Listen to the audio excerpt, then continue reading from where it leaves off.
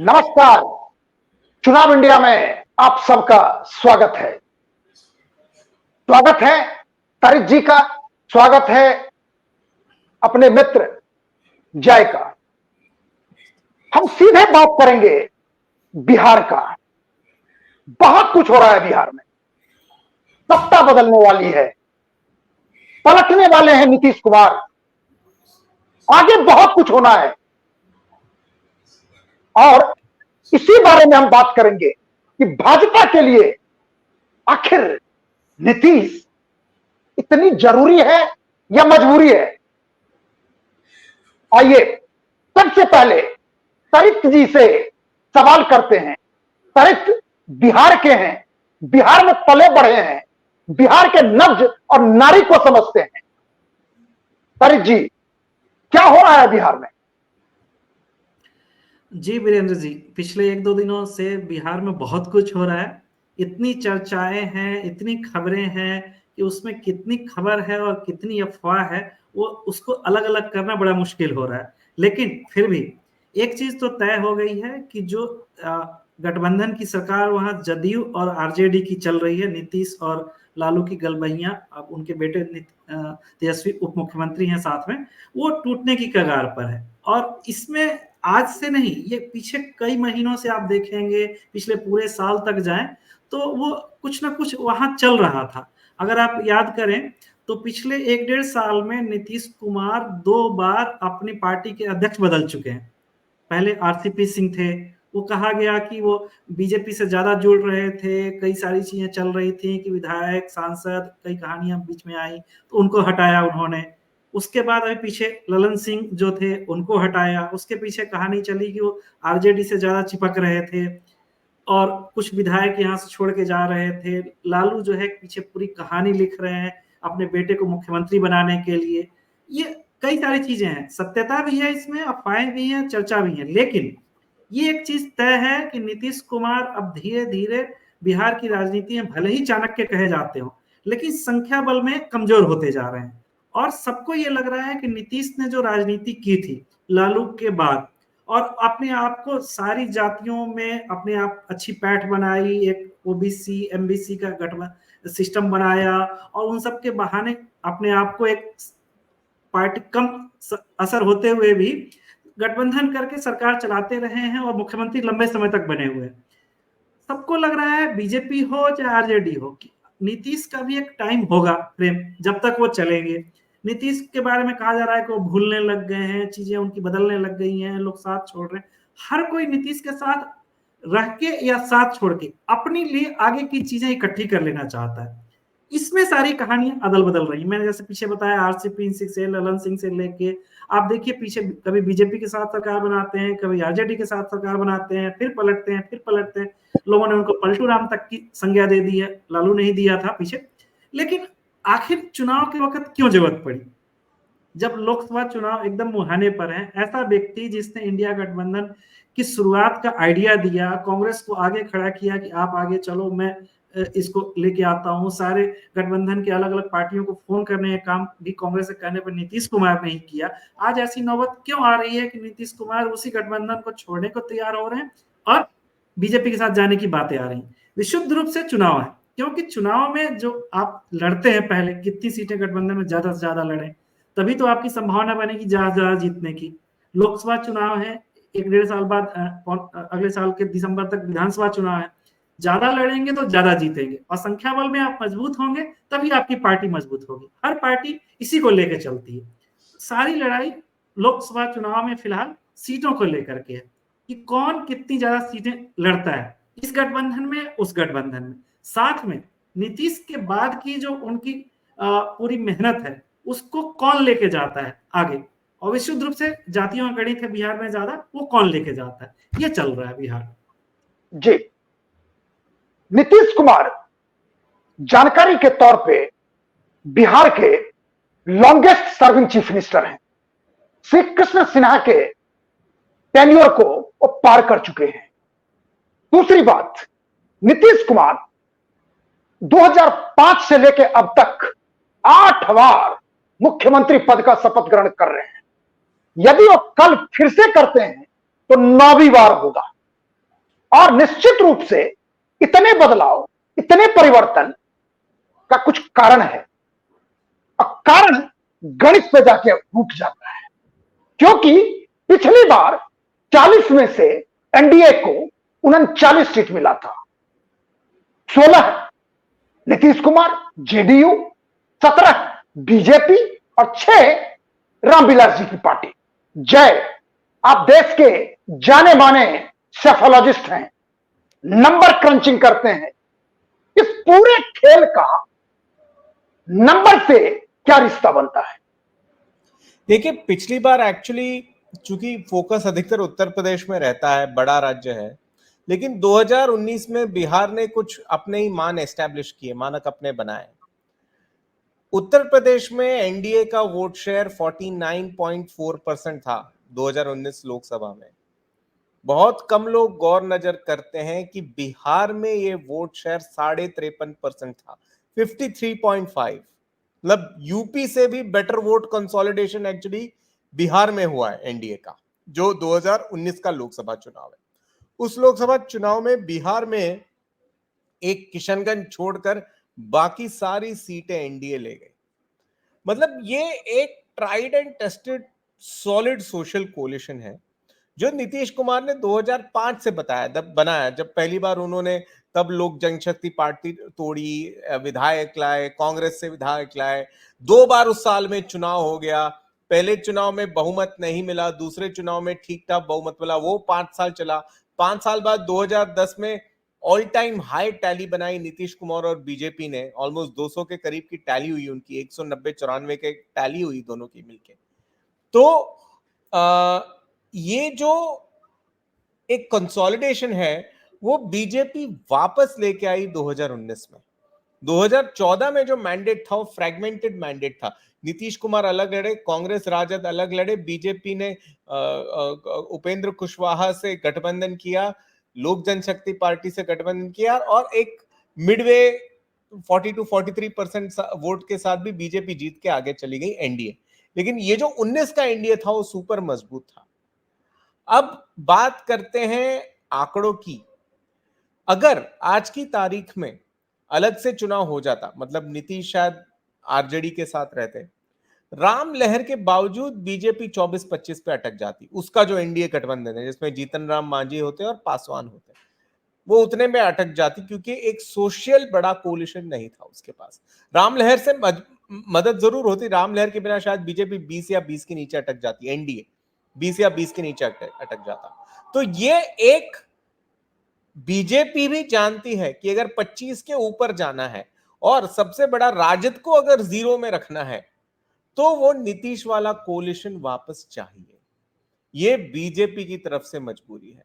और नीतीश के लिए मतलब बिल्कुल ऐसे डायनामिक इवैल्यूएशन ऑफ सिचुएशन है कि भाई आंकड़ों के हिसाब से अगर यहां मैं रुक कर मेरी जो 16 सीटें हैं लोकसभा की वो भी मैं रिटेन नहीं कर सकता, मुझे और देनी पड़ेंगी, कांग्रेस के लिए निकालनी पड़ेंगी, माले के लिए निकालनी पड़ेंगी, और फिर भी हम सब महागठबंधन को मिलकर मैक्सिमम 24 या 20 सीटें मिलेंगी या 16 मिलेंगी। अगर बीजेपी 24 ले गई तो उसमें मेरा क्या बचेगा? तो नीतीश प्योर अपने आंकड़े के हिसाब से खेल रहे हैं, क्योंकि आंकड़े को छोड़कर उनका कोई वर्चस्व नहीं बचा है इंडिया अलायंस में। वो अलायंस है जिन्होंने इनकी मेहनत के बावजूद उनको as PM candidate, as chairperson of campaign committee कुछ नहीं बनाया।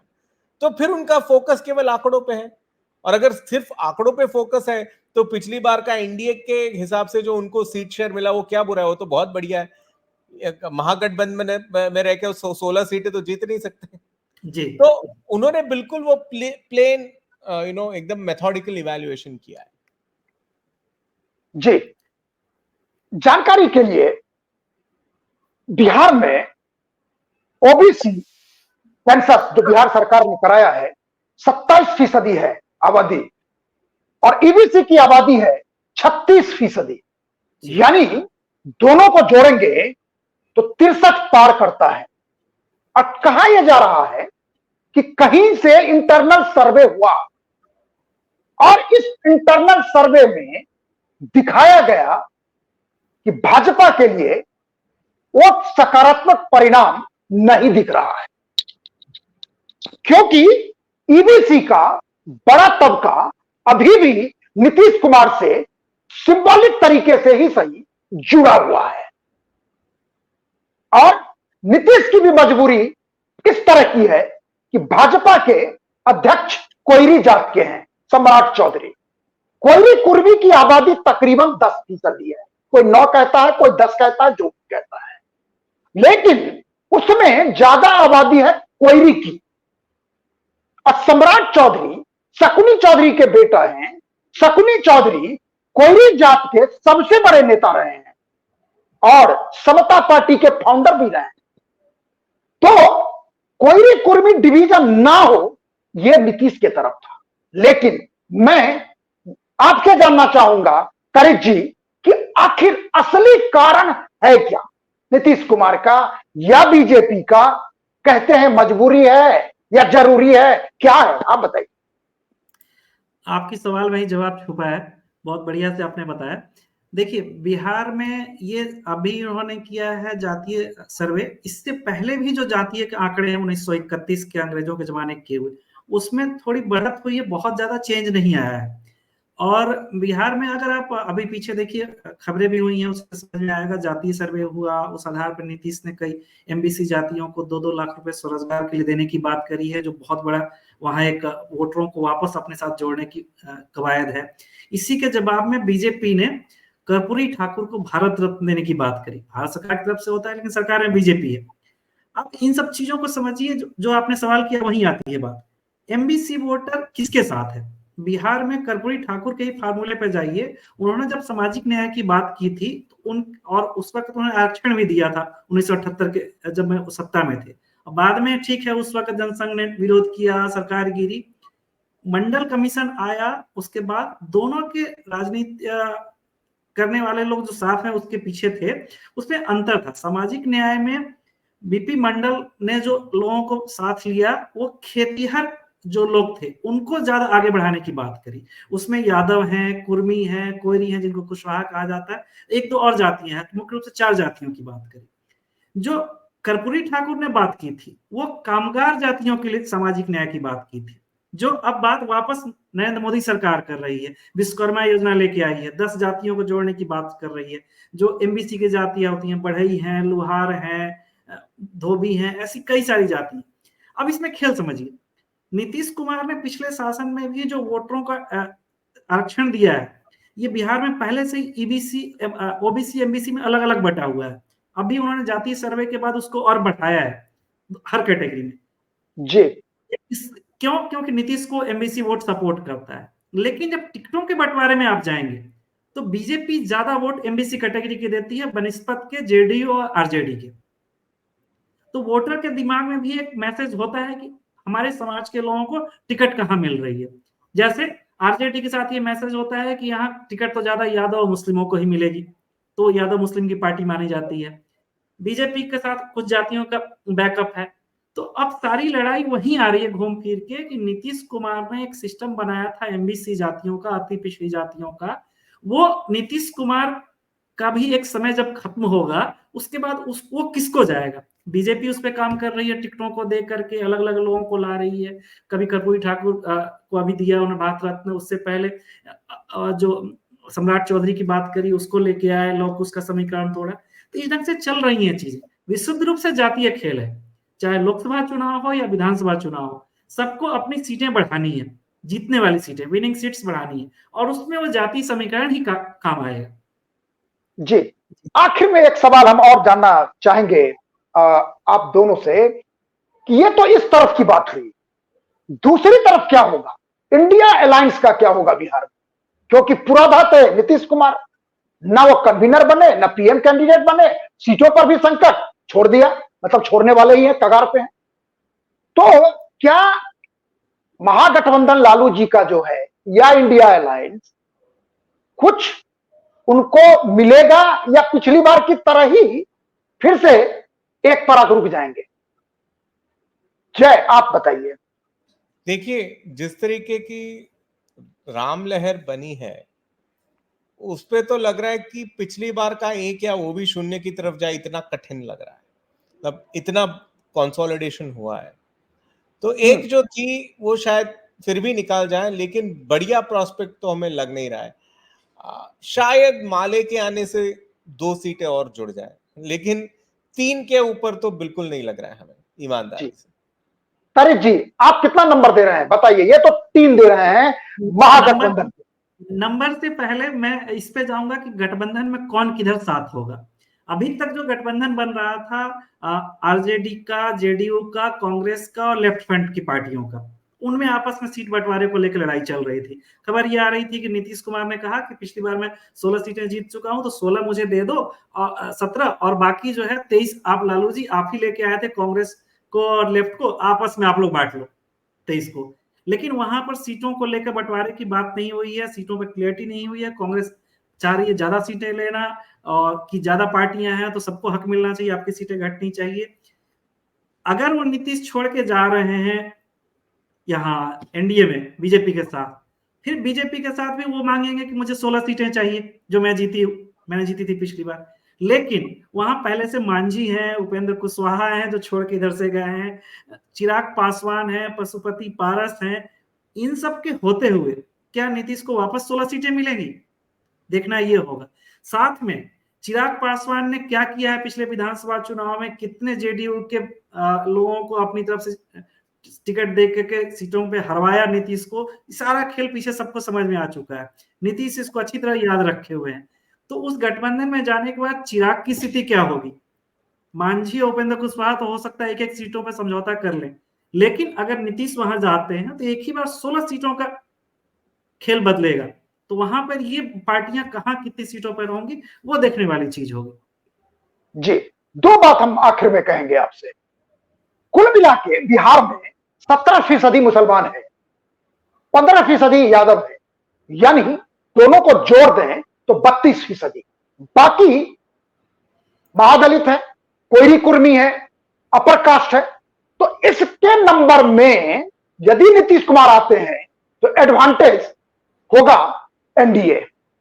और जहां तक मोदी का अपना कार्ड है, जिस कार्ड में कर्पूरी भी है और राम मंदिर भी है, यानी मंडल भी है और मंदिर भी है, हमें लगता है कि शायद बीजेपी उत्तर प्रदेश की तरह सोच रही हो कि अब की बार 40 पार। इंतजार कीजिए चुनाव का और चुनाव के परिणाम का। बहुत बहुत धन्यवाद। नमस्कार, शुभ रात्रि।